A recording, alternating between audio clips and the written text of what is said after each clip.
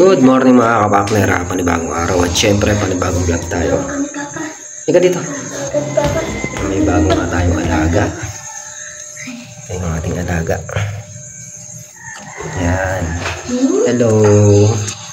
Si Piwi. Piwi. Piwi. Dito siya natutulog. Pinadidiguan naman siya mga kapakner. Wala rin siyang garapatang, malinis siya. Galing pa to ng Laguna. Hello.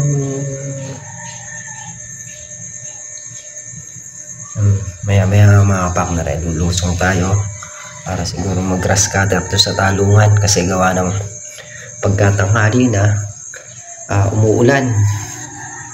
Kailangan mayari yung grass cutter rin doon para malinis na ng gusto yung talong. A few moments later. Mga kapakner, at kasama na nga natin si Piwi. Takot mo. Sinama natin, walang papakain doon. Garang sa taas. Dito welcome ka nila takot to. Baka malaglag.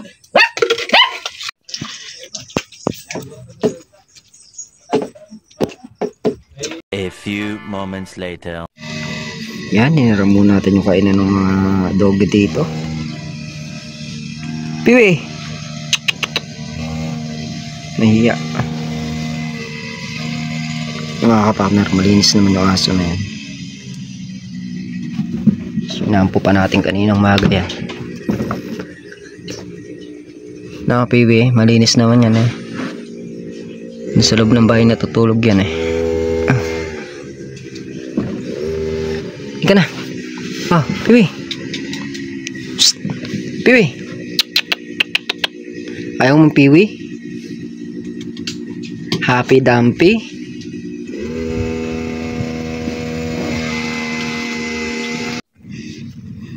Mga kapakner, tatanin muna natin itong kalachuchi ba to?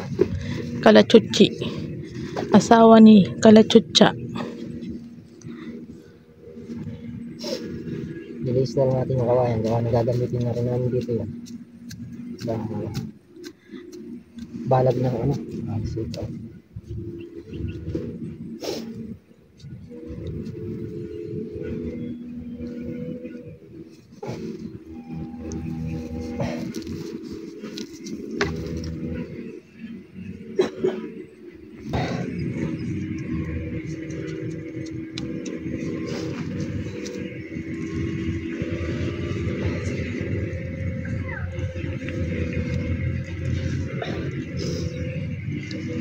Hindi na tinanggal yung kawayan, gawa ng gagamitin na rin nila dito yan sa may balag dito.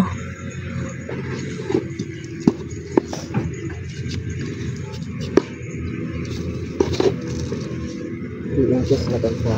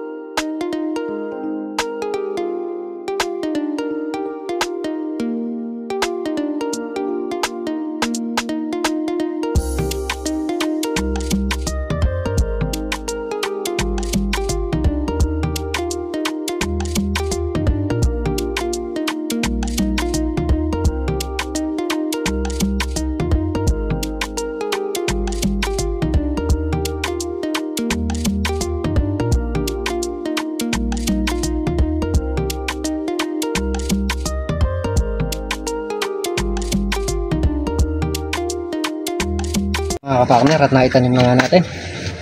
Hindi ko alam kung 3 inches yun. Hindi ako marunong sa inches eh. Pero nga ganyan layo lang. Hindi talaga marunong sa inches. Kahit nagko-contraction ako, hindi ako sanay sa inches. Meter lang ako. Tapos update lang natin tong tanim ni Manchaga na kalachuchi. Meron din kasing naunang kalachuchi dito, yung dala nila Ma'am Lynn, tsaka nila si Arjun.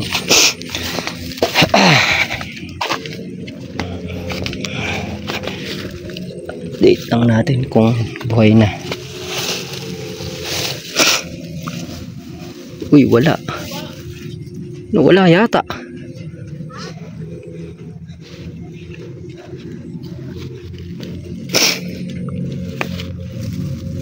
Ay, nalunoy. Di siya tumubo.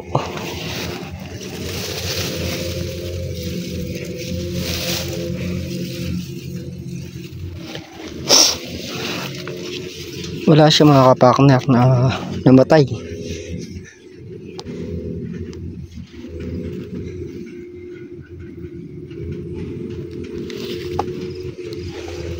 Tsaka di rin kasi maganda yung ano dito. Agusan ng tubig to eh. Yun naman nababad.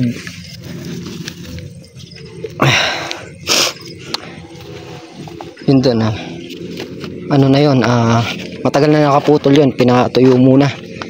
Tapos tsaka natin tinanim. Yun yung mga malunggay.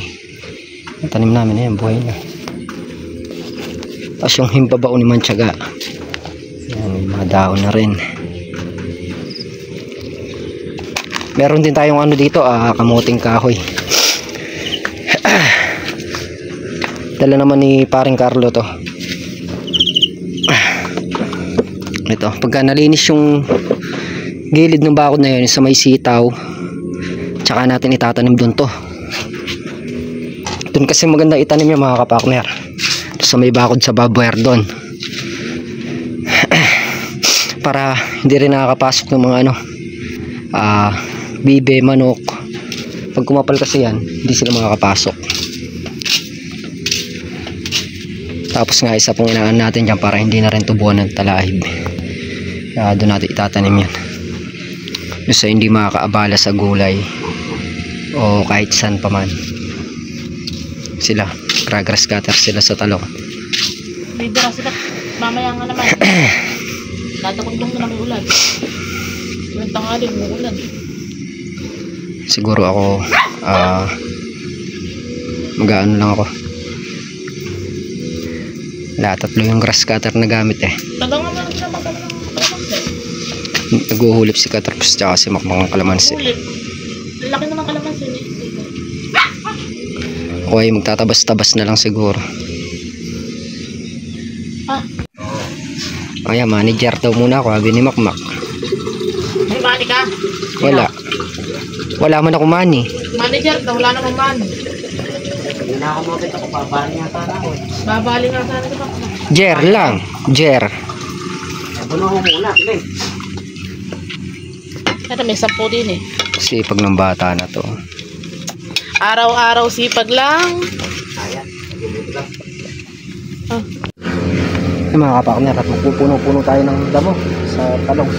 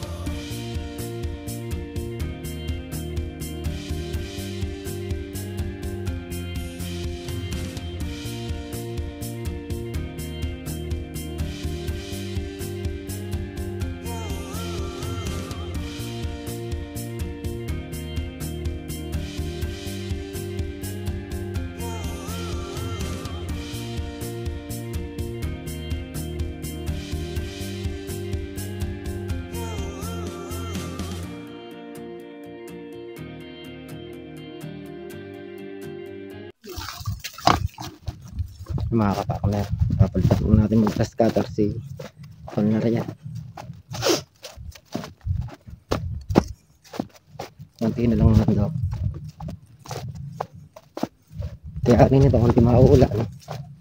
Baka magtabas-tabas dito sa may mga puno-puno, mga kapal lang.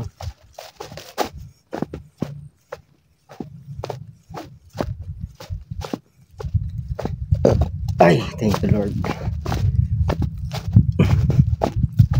Ang hali na mga kapakner. Busog pa kami, mamaya na kami kakain niya.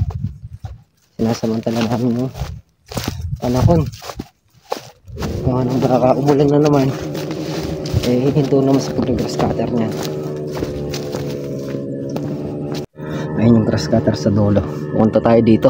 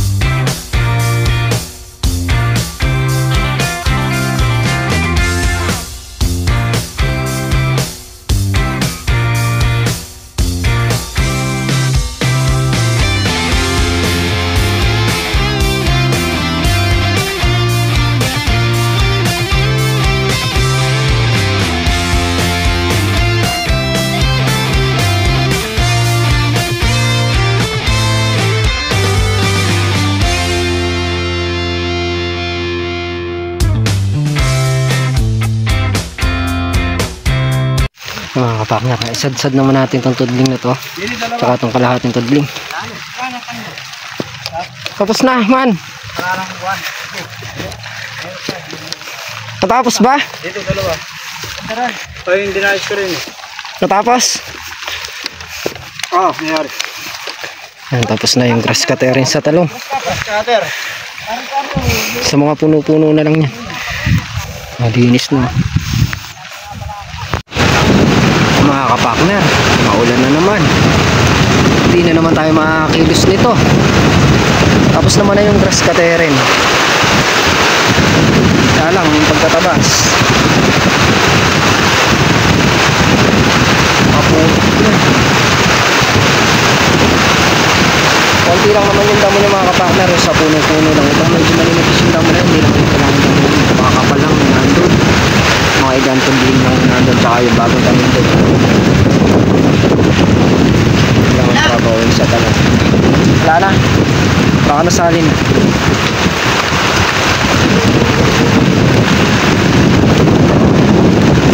A few moments later. Yung mga kapakner, tila lang ng ulan. Silipin natin yung pitaasin bukas.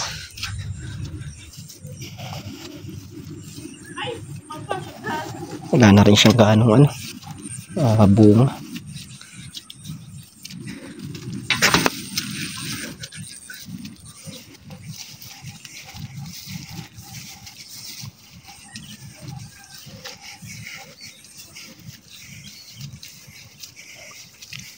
Siguro mga 2 pitas pa to.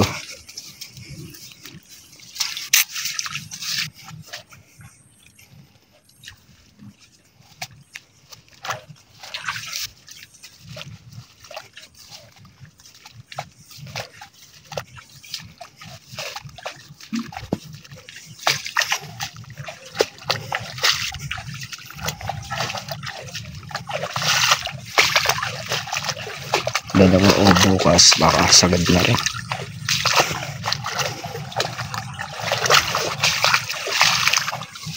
Papalit pa tayo ng dito. Ano?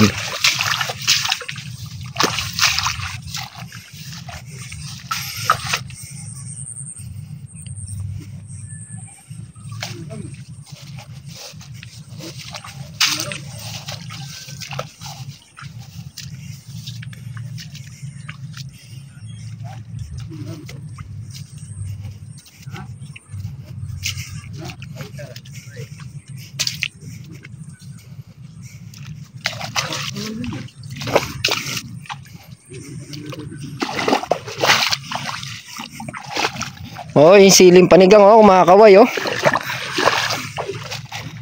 dami.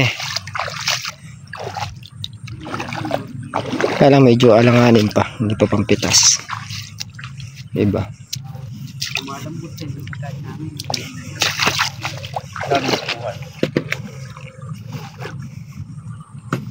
Konti lang mapipitas bukas.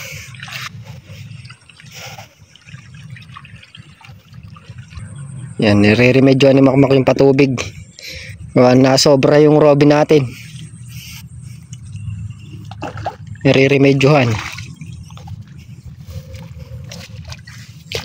Hindi naman nag-i-stack yung tubig dito mga kapakner.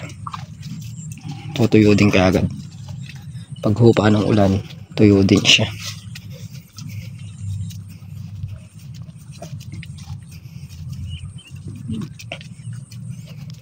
Yan nga yung ating sili. Marami yung ganyan niya. Alanganin pa.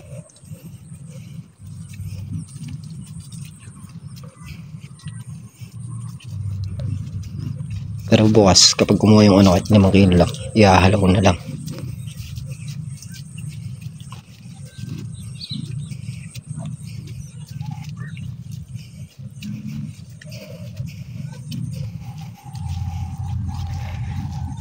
A few moments later. Yan mga kapakner, dito na nga tayo sa bahay. Bali time check tayo. 3:15 ng hapon. Medyo maaga tayo napauwi. Gawa ng hindi nga tayo makapagtabas doon sa may talungan. Maputik. Tapos meron pang tubig-tubig na konti. Kaya bawi na lang ulit tayo bukas pagpitas ng sitaw. Bago mayayari, pwede nang tabas-tabas doon sa talungan. Yung grass cutter rin naman mga kapakner, yun nga, nayari naman namin lahat. So ayun nga mga kapakner, at hanggang dito na lang ang ating simpleng video. Ingat po kayo palagi and God bless. Bye-bye!